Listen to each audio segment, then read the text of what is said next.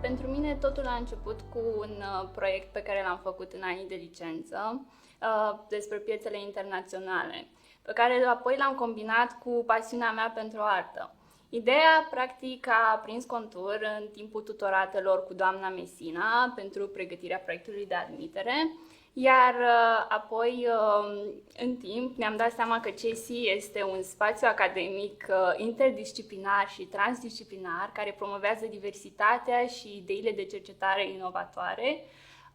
Și am ajuns să-mi structurez foarte bine lucrarea încă din primul an. Dacă ar fi să fac o comparație metaforică cu subiectul picturii, pentru mine a fost ca atunci când pictez, practic ideea mea o aveam în cap, iar la CESI mi-am stabilit paleta de culori, structura compozițională și ce perspective vreau să ating.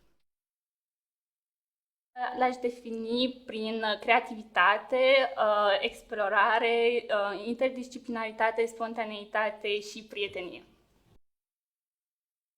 După master, mi-ar plăcea să curatoriez spații expoziționale, fie în galerii, fie în muzee. Sunt pasionată de curatoriat și însă nu exclud și o carieră în publicistică, în activitate de critic de artă sau chiar și un doctorat în continuare la CES.